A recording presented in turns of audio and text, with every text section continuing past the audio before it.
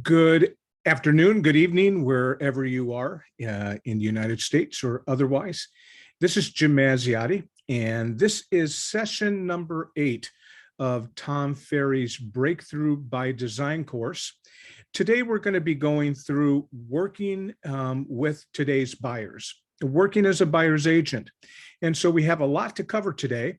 I'm going to try to do it in the easiest, best, and the most understandable way that I can. Let me share my screen with you to start out with, and let's get this one down and this one up. And hopefully you're able to see my screen with today's notes. Let me just see if I can stretch this just a little bit, make it just a little bit bigger for you so we don't have to work so hard to see it. Okay, so today we're working with today's buyers, and Tom Ferry's course today will go through the 4-step buyer process. He will cover on 8.2 the buyers you want to work with, because indeed you don't want to work with all buyers. 8.3 is getting buyers to work with you. 8.4, how buyers shop online, and they do shop online. 8.5, showing homes, how to show homes and the procedure. 8.6, writing offers that win. Maybe especially in our economy right now, the most important part of a transaction in working with a buyer. So hopefully today, after we finish, the outcome will be you'll learn who your ideal buyer is. You'll make your buyer process efficient. You'll win the buyer business every time. You'll understand the online shopper. You'll be able to improve upon how you show homes. And we also have in today's materials, we have the objection handling dialogues. So you'll be able to see some of those. We'll go through them very quickly. If you're watching the replay, the YouTube post, know that if you want to have these session notes and the booklet, I'll be happy to present them to you and provide them to you. You can simply just text me at 541-480-8835 and just simply say, please provide me the session 8 booklet, and I'll be happy to send it to you. There's no charge for this. This is all online and it's available to you to use. So let's get started. The 4-step procedure process that we need to understand, that we need to go through, first of all, talks about number 1, phone conversion. So we're going to talk about what phone conversion is and how it works. Number 2, the 4-step buyer process is a face-to-face conversation to show your clients the process of how to buy a home. Number 3 is we're going to be talking about online versus physical showing or both, because your clients will do that. You might talk to them with a phone conversation, with a face-to-face conversation. Number 3, online or physical showing. And then number 4, writing offers that win. So let's talk about the buyers that you want to work with, the buyers that hopefully you attract to your business. We want, and as Tom has a sample list of the ideal buyer, we want those buyers that are loyal to us. Number 2, we want ones that are educated on the market, that know the basics of what it takes to purchase a home. It's not an easy process. So we want someone who is a bit educated or willing to be educated on the market. Number 3, financially qualified. This is a huge one. We always want to make sure that the people that we're going to spend our valuable time with in working with them, that they're financially qualified. And we want to help them understand why they need to be financially qualified before we begin showing properties, looking at properties.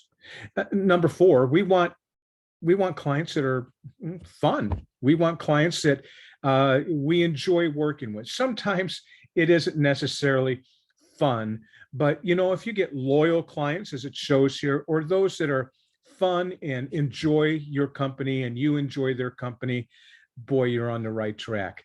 And last of all, you want clients that are respectful. So Tom has put in here things for you to consider who your ideal client is.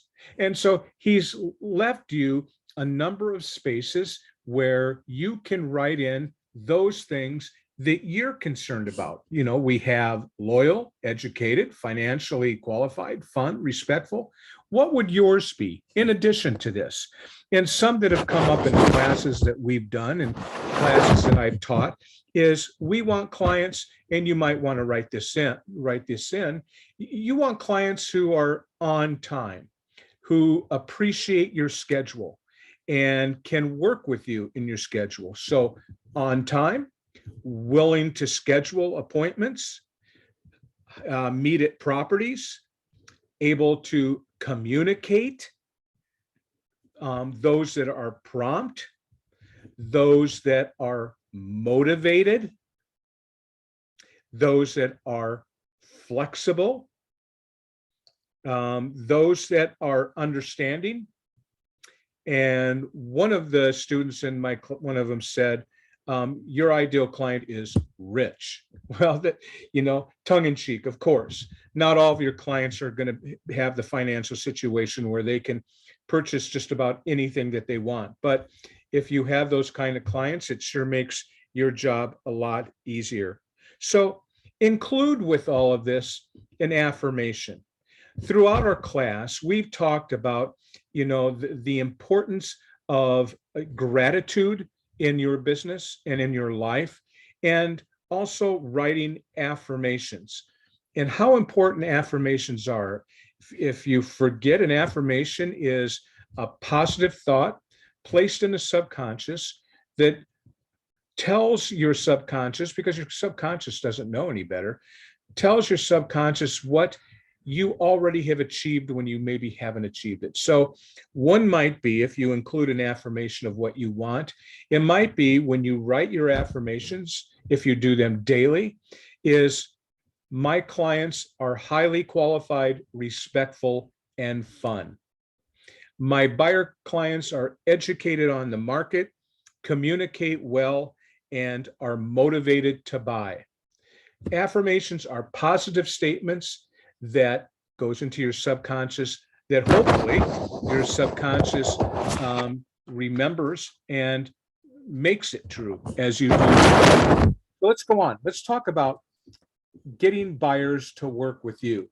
So are you going to be the agent?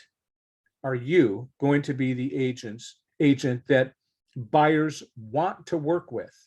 And it takes some work for buyers to work with you. So first of all, we're talking about buyer's unique selling proposition dialogue and your solution. So remember, we've talked about a USP, a unique selling proposition before. This isn't new to us if you've gone through this course. And so buying the right home can be very challenging these days. How's it working for you? It's a great question to ask a buyer. Again, buying the right home can be very challenging these days. How is it working for you?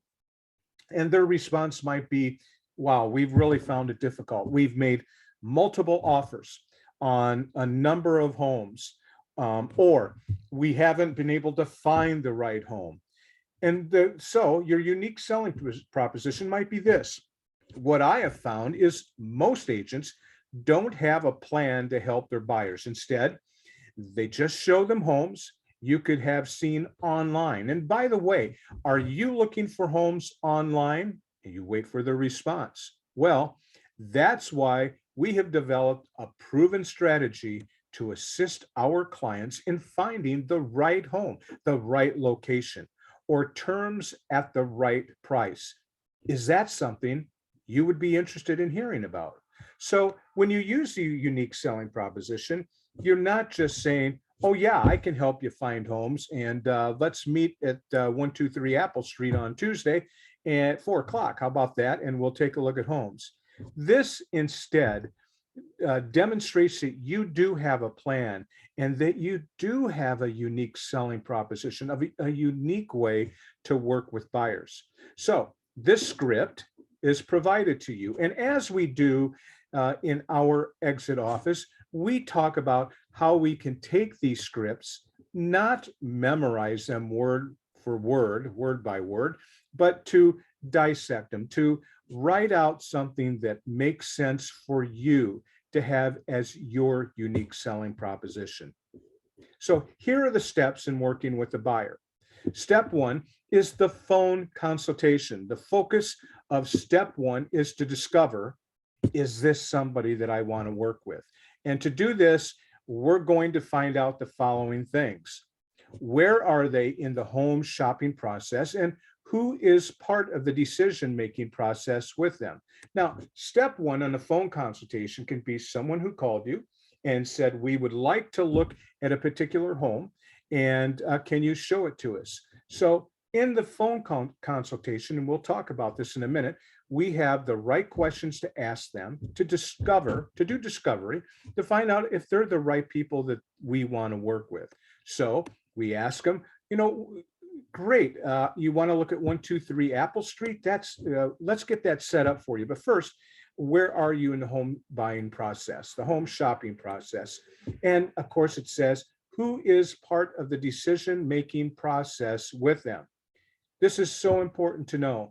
You want to know if it's just one person, if it's a couple, if it's more than a couple, if parents are involved, if kids are involved, if other family members are involved, because you want to speak to the decision makers whenever you can. You want to do your work with decision makers rather than people who waste your time, spend their time with you, and they're in no position to buy a property and or sell if you're working with sellers. You want to ask them, what sites are you using? And tell me about that. Why are you using these sites? Because we know as realtors that we can do a better job with the systems and with the tools that we have through our MLSs, if you are indeed a realtor and not just a real estate agent, that can help them and far surpass anything that those places like Zillow or Trulia or even Realtor.com can help them with. So you want to know, well, why are you using these sites? Tell me a little bit about that, because you want to have the opportunity to say, if I could show you a better way to search for properties that would be so much easier for you and save you so much time and actually show you more current data of what's available on the market, would that be something that would be useful to you, something that would be something you would like to have? Next, you want to ask them what's working and what's not. So you do want to find out if they're working with another agent. Know that if they are in contract with another person, you need to leave them alone. However, if they've looked at properties with other agents, they have nothing signed, nothing on the dotted line, know that you have the opportunity to work with them. So you want to ask them, so tell me what's working in your home search process. Have you been working with another agent? And tell me how that's going. And by the way, how committed are you to the other agent? And do you have a signed contract with that agent? But you want to know what they've done and what's working and what isn't. You want to find out about their timing. It's hugely important because you have to prepare a buyer for what is ahead of them in the market. We know right now, it's very, very difficult to find a home and get that home unless the timing is that they're in a position to purchase that home, that they have everything going ready to go with finances and with the down payment in their systems. The timing is hugely important. So you want to find out, are they buying right away? And do they have something to sell? You want to find out what their timing is. So if somebody today, if today were March 1st, I want to know if they want to be in a home by April 1st, by May, by June, by July, because the way we work together will be much different in each of those type of months where they would go timelines. So, and you want to ask them, what are your expectations for a home, realistic in today's market? So you want to find out, where do they want to be? What kind of home they want? You want to make sure as much as you can that they're not thinking of a home that they just absolutely can't have. And you want to help them find a home in the area that they want to be in. It's really important to many people that they're in a school district that has fine schools, or an area that has parks or rivers or lakes, whatever it might be, shopping, hospitals. You want to find out what their expectations are for a home that's realistic in today's market. I can tell you, obviously, having been an Oregon realtor, and lived very close to the Pacific Ocean, in Texas, it's not very likely that they're going to get a Pacific Ocean view. Now, they might get something in the Gulf, but you want to find out what their expectations are. So, what are some attracting buyers dialogues? Or let's just do one, and what does it sound like? So, this is one of the attracting buyers dialogues from Tom Ferry. So, based on what you've told me, I'm certain I can assist you. Let's schedule a time to sit down so I can show you exactly how we position you to win in this market. What's your schedule like this week? And they say, hopefully, well, I've got some time. Great. Let's meet at my office. How's Tuesday at 2 or Wednesday at 5? Remember the 2-time technique. Always give people 2 times. And also keep in mind, if you're talking to just the husband or the wife, if it's a couple, a married couple, and you're only talking to one at a time, which is probably the way it goes, if they say, well, I need to check with my husband, try to set the appointment right then and there. Say, well, I understand. Let's do this. What time do you think will work for both of you? Let's set that time. And if it doesn't work, let me know and we'll schedule a time when you're both available. How is that? You always want to do everything you can to get the appointment set when you can. Next, at this meeting, we will outline the best process for you and your family to buy a home. Sound good? I can't wait to meet with you. Okay, so that's attracting the dialogue for attracting the buyers. This is if you're maybe even sitting or standing at a home that you've shown them. My process, personally, not a Tom Ferry technique, but my process was always to answer a call to show a home, to do so when my schedule allowed, of course, and to do it as safely as possible. Okay, safety is super important. So by qualifying, I can find out whether I can, at my best level, find out if they sound like they'd be a safe person, a flake, or someone that is only interested in harming me, or for any realtor.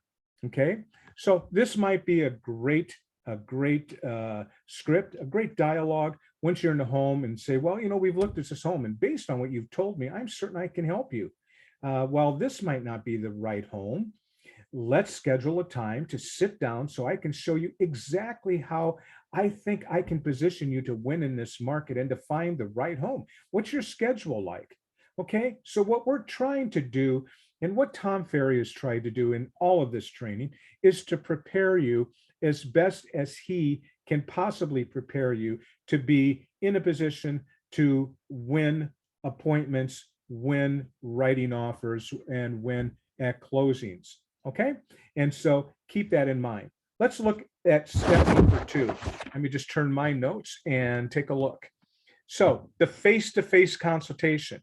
Now, so many real estate agents do not work to schedule a sit-down appointment with a buyer. They just put them in a car or meet them at homes and show them properties. I believe it's hugely important to sit down with the buyer prospect to explain how you can help them, and most importantly, to show them your value. You are a valuable person. You've spent a lot of money to be licensed, to learn what is legal and how to write contracts. You want to be able to demonstrate to them that you have the know-how, you have the experience to be able to help them. And it's pretty hard to be able to go through how you can help them by meeting them at homes and showing houses without having even qualified them. It's hugely important. So when you do schedule the face-to-face consultation, hopefully in your office, hopefully on your home turf. Now, you might want to do it if you are in an office system that does not have a physical brick and mortar office. You might want to use a place that that smells like professionalism, okay? A place that looks professional. And you might want to check with a title company. Many title companies will provide a room for you to use to meet your clients. It's super professional, it's quiet, and will make you look good at the same time. So once we get to them face to face, our outcomes are, number one, as you can see in our notes, clarify what they want in a home, confirm their financial ability, and if it matches what they want, confirm their timeline and why. That's kind of going back to some of these things that we talked about. Clarify their responsibilities and ours in finding the home. They have a responsibility as well. And we want to make sure that they know that if they choose to work with us, that we are working as a team together. And so we want to clarify the responsibilities. When you work with me, here's what you can expect.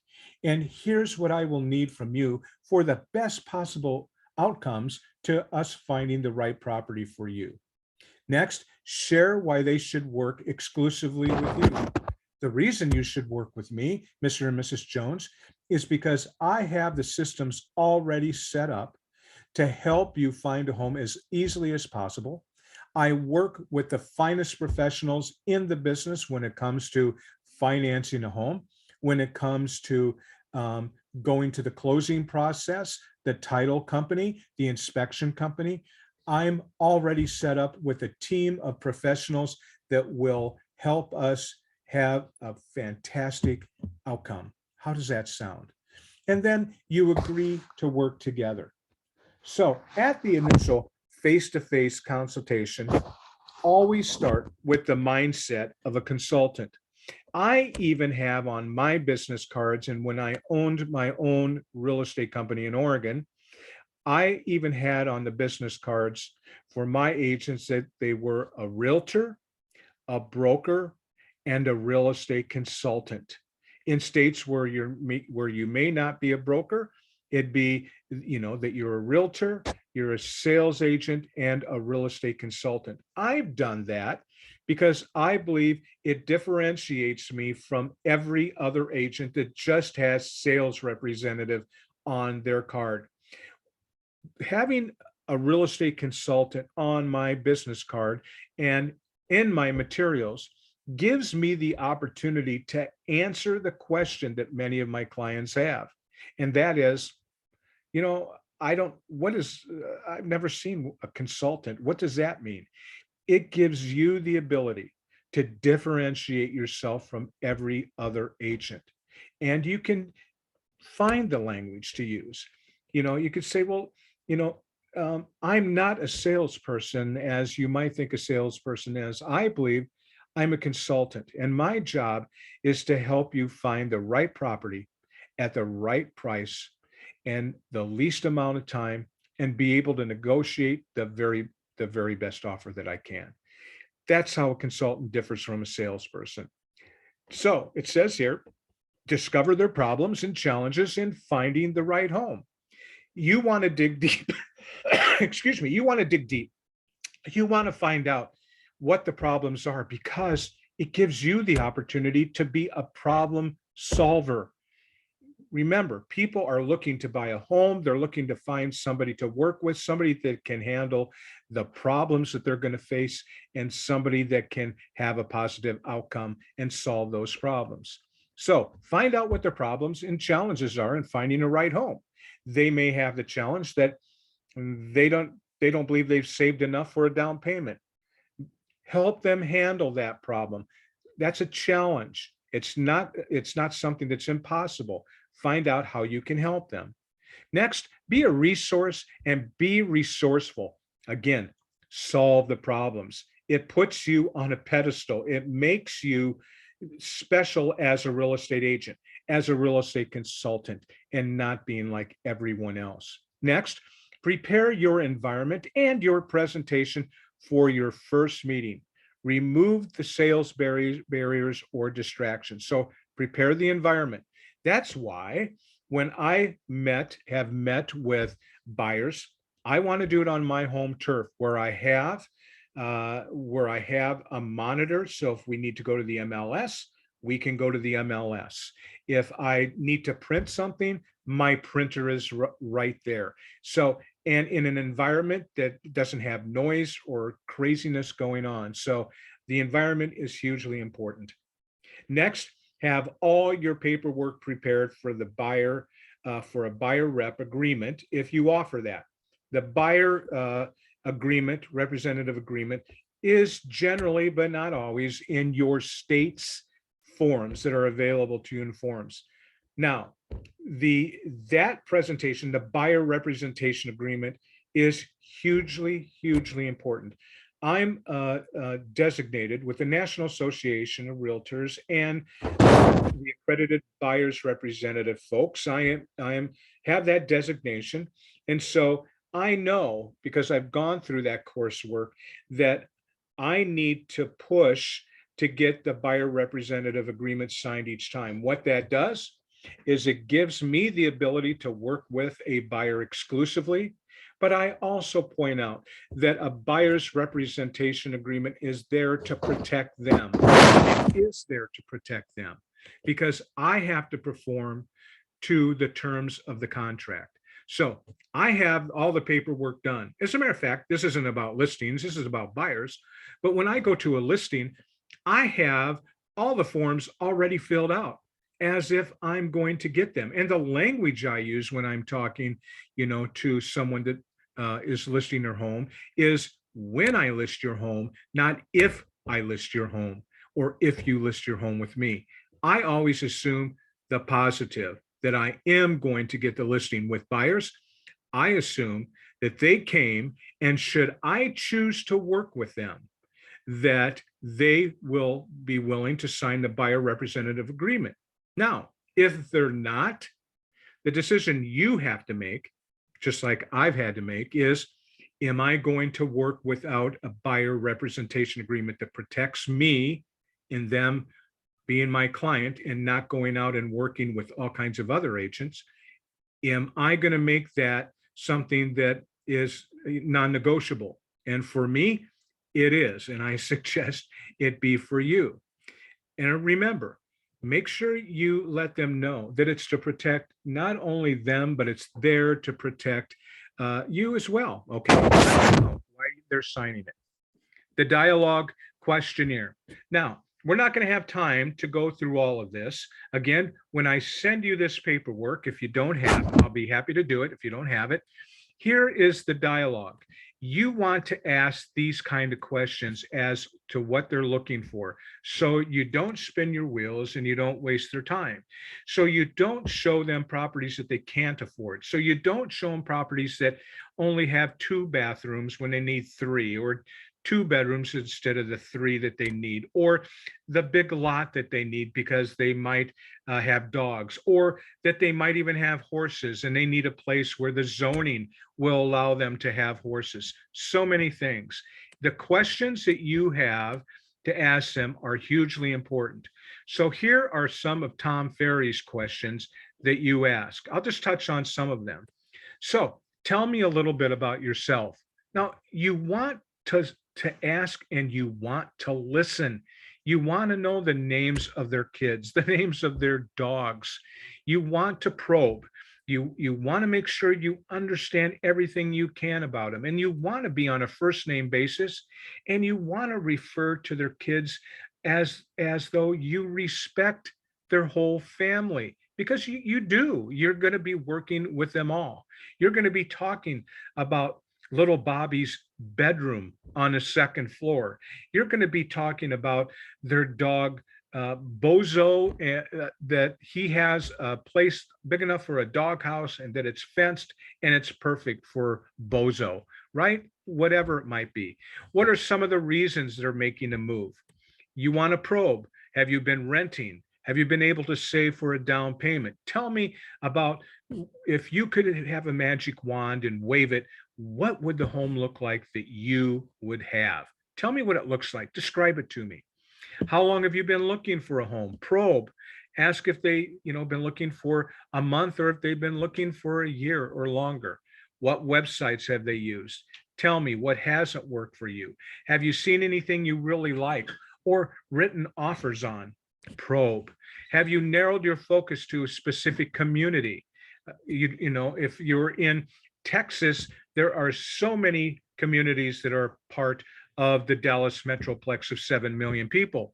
Well, you certainly don't want to be showing something in South Dallas when they really, and what they want is somewhere 30 miles north of Dallas. Okay. What's important to you about the location? How many bedrooms? How many baths? Sorry about the dog that I have here. And tell me what's important and the most important in buying a new home. What's your timing? What's your plan B? If we're unable to find the home this week, this month, this spring, what's our plan B in case that doesn't work? Tell me about the lease on your property and, what can we do? What can I do to help you get into the property on a timely basis? Okay.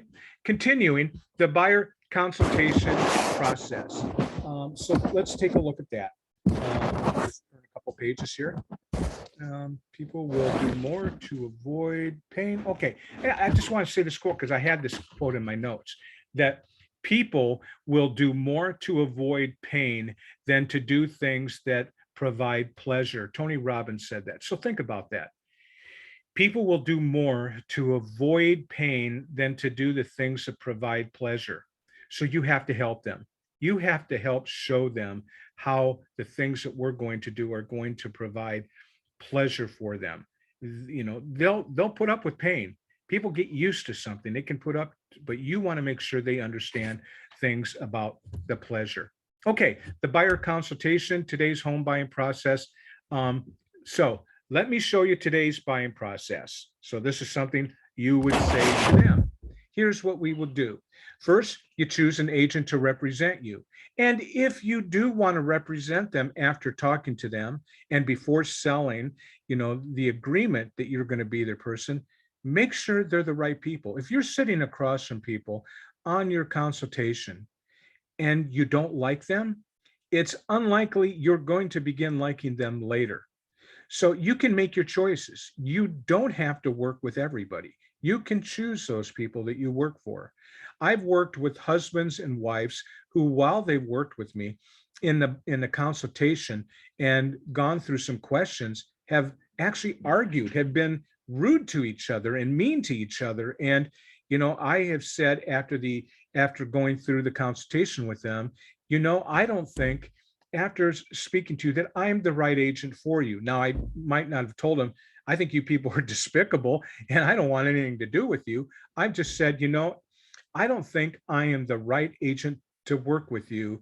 And I don't know that I can find you the perfect property, but I think I can help you get you to somebody that can. How would that be? So there's a way to back away if they're not the right people. So number one, you're going to help them choose an agent to represent them. Number two, you're going to meet with a lender or two for pre-approval and lock in their rate, depending on the timeline. You don't want to lock in a rate if they're a year or two out, but you want to help them meet with a lender. One suggestion I would have is, rather than leaving it up to the buyer to call a lender, make sure they understand that your lender is going to call them, because it's easy to put off until tomorrow, and then tomorrow becomes next week. Okay. And they can meet with a lender, they can meet with two of them. And I always provide my people with three names. First of all, it gives them the choice. And second of all, it keeps me out of directing people to anyone. I show them three. They'll usually say, well, Thank you, Jim. Which one would you use? And I will then guide them to the person I think is the best for them. That's always the case. And I have more than three representatives that do loans, but I have ones that have different kinds of programs. I have men, I have women, I have people that are old, people that are young. And so I try to, as I'm going through the questionnaire, who do you think knows the buyer better than me at this point? The lender who's never met them, or me who's gone through the question and answers that we're going through in this buying process. And so, there are buyers I've worked with that I thought, they are perfect for blank lender. Okay, for it doesn't matter what company, but this lender, because this lender is more patient and kind, enjoys working with older people. I also have the SRES designation from the National Association of Realtors, which is a senior real estate specialist working with seniors. Do you think seniors, maybe their process is a little different than somebody that's 24 years old? You think it might be a little different? Of course. And so I try to find the kind of personality that can provide them the best communication and the best service. Let them know, view properties online and at open houses while I preview and look for homes not yet on the market or coming soon. So this is something that you can invite them to do. However, I can tell you, I try to guide them and provide what they're looking for myself. 4, identify your ideal home and then begin negotiations. That's what we're going to do. We're going to identify your ideal home, and then we're going to get into the negotiations. We're going to do due diligence, meet all the guidelines and timeframes, and close on that property. And we're also going to get you to move into your new home. I'm going to help you do that. I have names of movers. I know people that can help with the process of loading, unloading, packing, helping, making anything necessary to help you to make sure that that happens. Okay, the buyer consultation, earning exclusivity. Now that I know exactly what's important to you, you would say to them, and we are clear on the home buying process, I want to spend some time quickly showing you what I do above and beyond for my clients. This is all in your presentation. When you hire me as the agent to represent you, I do so much more than the average agent. So let me give you some examples, Mr. and Mrs. Jones. I only work with a small number of great clients at a time to ensure a personal touch. I always told my clients I work with no more than 12 buyers at a time. I actually said 12 buyers a year in when I first started in a career. That will ensure you that I have the time and am able to give you the personal touch that maybe the other agents can't because they're too busy. Number 2, I preview daily and weekly, previewing on your behalf of homes. I contact the best agents for their coming soon listings, getting you early notice. Keep this in mind. There are a top 10, there are a top 20, top 30 agents in your area. And it's easy to find out who they are, and you will find out who they are. Be on a list that you can contact them and say, hey, George from ABC Realty, this is Jim from Exit Realty. What do you have coming that I should know about? I've got a buyer that's looking for this. Do you have this? Or if it does come up, could you give me a call? Now, in this market where people are so busy right now, that may not happen, but have a top 10, have a top 20 of the agents in your area that you can call to get early notice of things coming up. You tell them, I use the Yikes marketing letter to find off-market homes. You remember that? Do you remember Yikes? That card campaign? That's when you can't find something for a client and you do a campaign that you send postcards and or letters to an area to ask those people, if I could find a buyer for your home, would you be interested in selling? Or I have a buyer for a home just like yours. Have you thought about selling? And we've talked about the Yikes campaign. Number 5, I research bank-owned and notice of defaults. Number 6, I will door knock communities you like to find a home if we're unable to find one. It's kind of like the Yikes campaign on steroids, where instead of stamps doing the work for you, your shoe leather does the work for you. 7, I will only show you properties that match what you want. Number 8, I will negotiate aggressively on your behalf. Number 9, I will work with your lender and our affiliates to ensure a smooth transaction and a close. The bottom line is, buying a home can be stressful. My job, Mr. and Mrs. Buyer, is to remove as much of the stress as possible. Does that sound like it makes sense to you? So, would you like to help? Would you like me to help you find a home?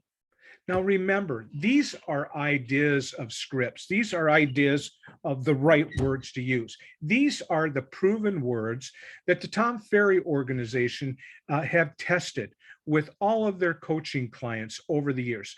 Hundreds of coaching clients, perhaps thousands of coaching clients, where they've worked on the right scripts and they've learned of the wrong scripts and the wrong words that don't work. So this is the best that Tom Ferry can give you on tested, time-tested scripts.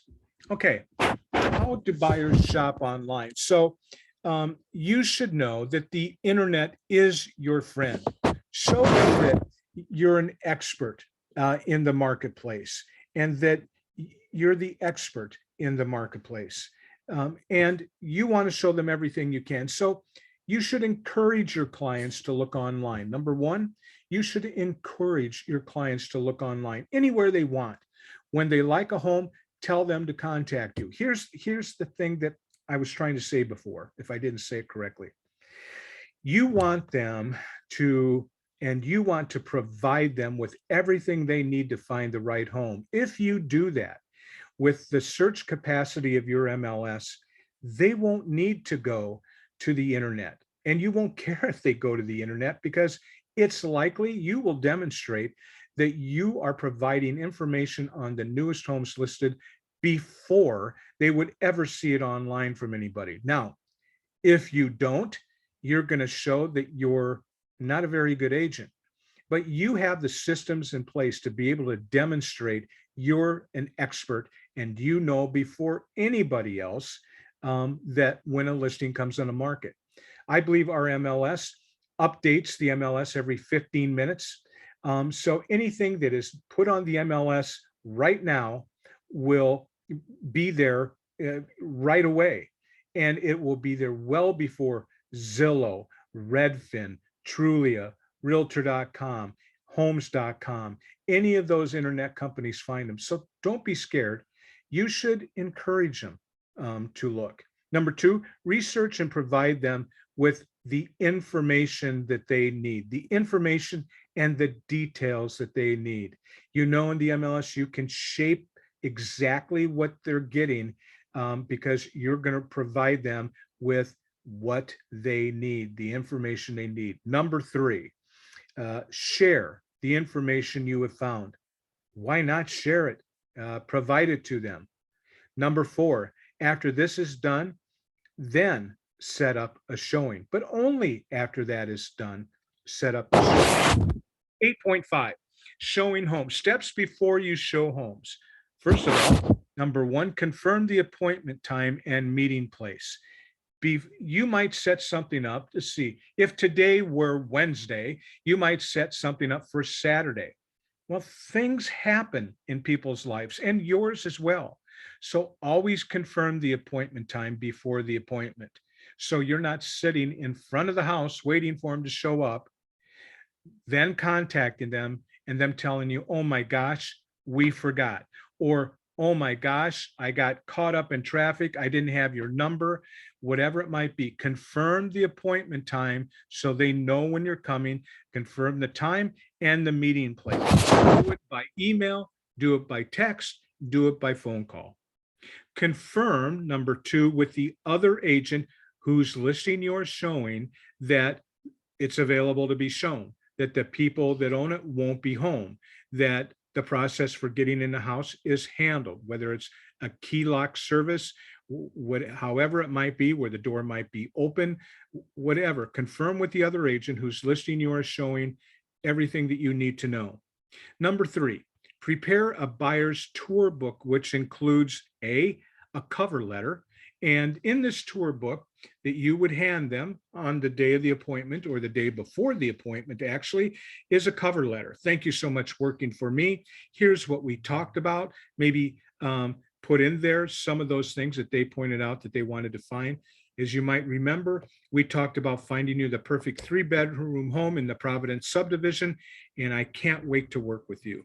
So a cover letter. Number 2 are the maps, where you're going. And so always have a map, sorry about the loud car out there, about maps that will help them get to the place or them to visually see it. Some people are very visual. So if you're saying, yeah, we're going to look in Providence and we're going to look in Steeplegate and we're going to look at ABC, some people have no correlation, north, south, east, west. Have a map, so it makes it easy for them. Number C, show the community highlights. So if the community highlights are a beautiful award-winning park, maybe with the award-winning wood structure, maybe the school, some of the community highlights, the hospital, the emergency service, the shopping that's available, all of those things, the community highlights. D is an iPad with a PowerPoint presentation. If you're if you're able to have an iPad that you could dedicate for this use, have a PowerPoint presentation on that for the home showing process. I've always done it on paper, so that's just today. 4, have your car prepared. Listen, I've got kids and my car's been a mess at times, but with the kids, we might, have taken a trip somewhere and the back seat's full of stuff. Toys, food, whatever it might be. One particular time I had on the back window area, they left some, what did they leave? Some gummy worms. And I think it was like a half a pound of gummy worms that melted. So it melted all over the back seat and all over. That kind of stuff happens, right? So you want to make sure that your car is always prepared as much as you can prepare it to be able to show properties. And make sure you have water for them. Make sure you have maybe an iPad or something that can play a CD or something where they can play a movie, whatever. And number 5, have an iPad with MLS information as well. When we move here, effectively showing the property, when you are showing property, write this in. When you're showing property, you're not looking at the home. Your job is to allow them to explore the home, not to guide them, not to point out the refrigerator that goes with the property necessarily, although that sounds like something you'd want to point out. Not that you would point out things that they can see. Let them explore. Let them have the opportunity to talk amongst themselves. Stay out of earshot from them. People like to comment on the homes as they're going through, where the husband might say to the wife, I don't like the way this house smells. It smells terrible. I don't think we'd want this house. It sounds like they've had cats or all kinds of cats in here. I don't know if we can get that smell out. Or they smoke. It smells like cigarette smoke. People like to have those conversations, sometimes privately. So let them explore by themselves.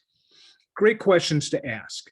So as they've gone through the home and come back, so tell me, what do you like about the home, Mr. and Mrs. Jones?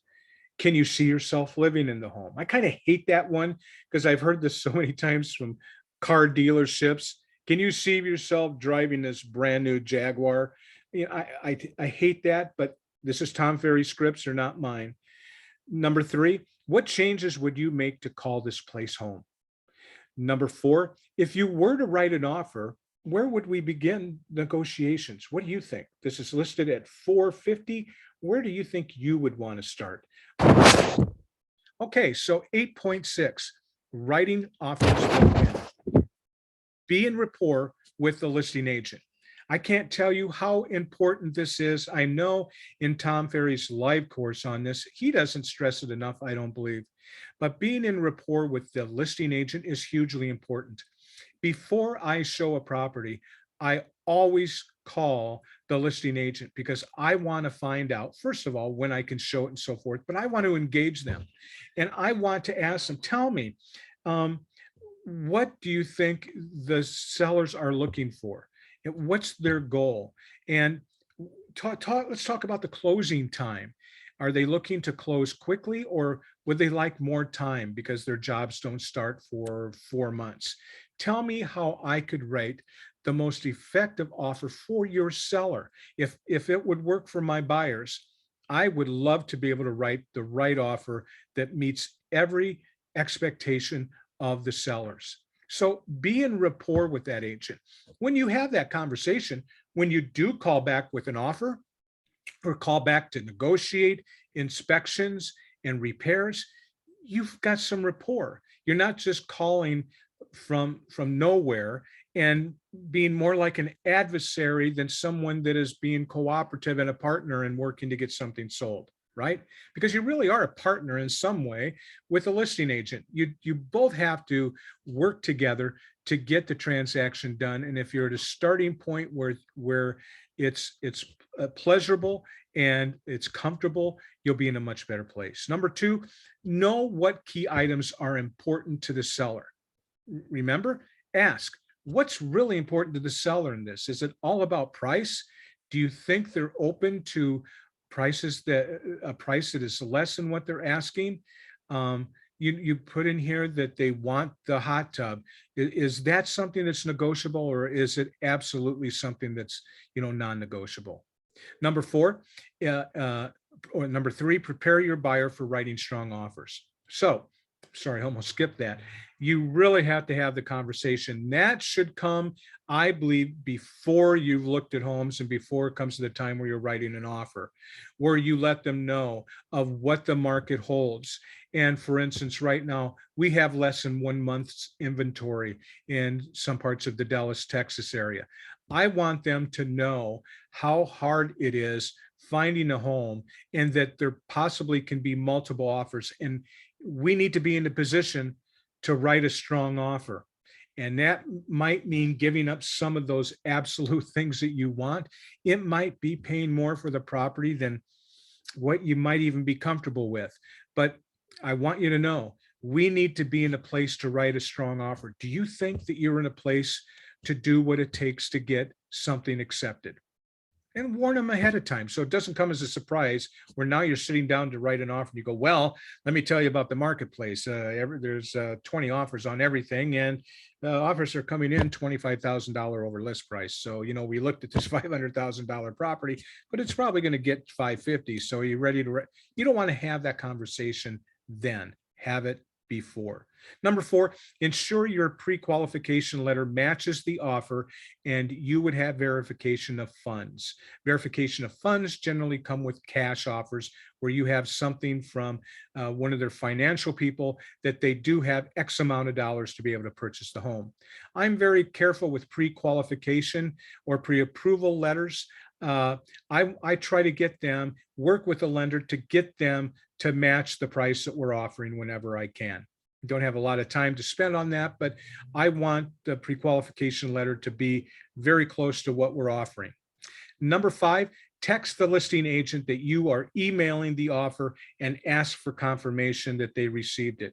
Always, always, always, always. Okay, you don't want to send something over that never is received. You want to ask them, please let me know when you've received the offer. Better yet, consider taking the offer right to the agent, or consider talking to that agent before and saying, listen, when I do, if and when I write an offer on this property, how would you like it delivered?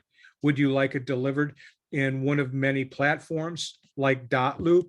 Would you like it delivered by email, personally, by fax? God, does anybody use fax anymore? But how would you like to receive it? Remember, you want to make this as comfortable for the listing agent as possible.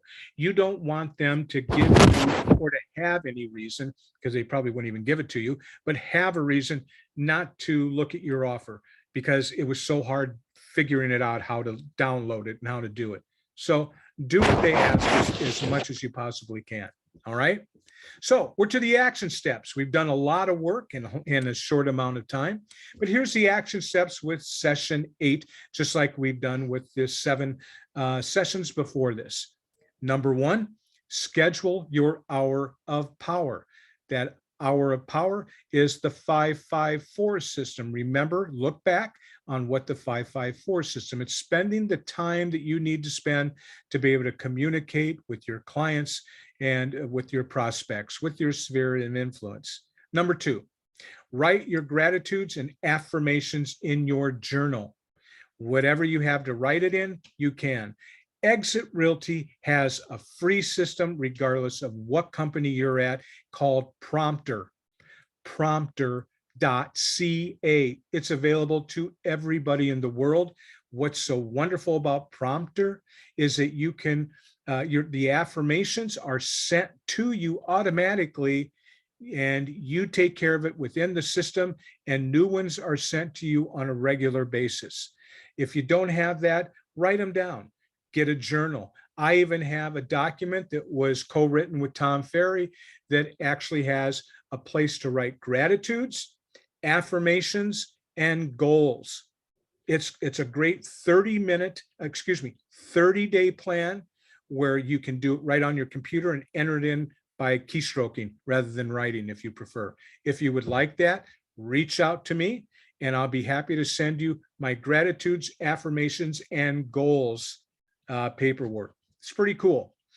Number 3, schedule time to work on your business, not necessarily in it, but on it, building your work, building your buyer's presentation. I do a class called Building a Powerful Buyer's Presentation that I won't be doing as part of this Tom Ferry class, but it's one of the things that, you know, I teach to my coaching clients, my accountability coaching clients, and I think it's valuable to do that.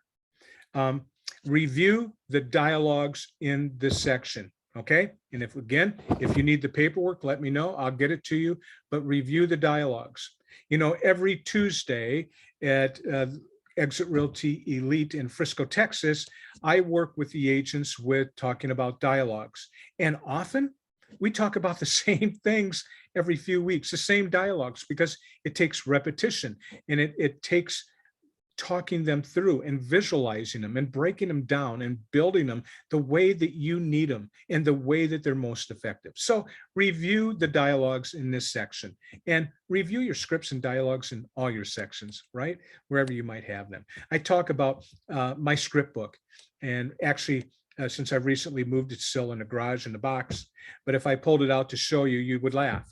It's a broken down binder and there's pieces of paper hanging out of it and everything's all dog-eared and old because I've kept all the scripts and dialogues that have been so valuable to me. So review the dialogues in this section and make sure to compete your ideal buyer list. Write down the kind of person that you would like to work with, the ideal client. Sometimes when you put that out in the universe, it comes back to you. Whether you believe in that or not, it just does. So you usually attract those people that you want to attract. And then don't forget about the scripts and all that stuff that are in the back of this. So we've got the scripts that are part of this flyer, and it's called the Objection Handling Dialogues that are hopefully something that's going to be helpful to you. So if there's anything I can do to help you, reach out to me. We've completed section 8 or almost. You got some homework to do, and I look forward to meeting you and talking to you in the future. Have a great day.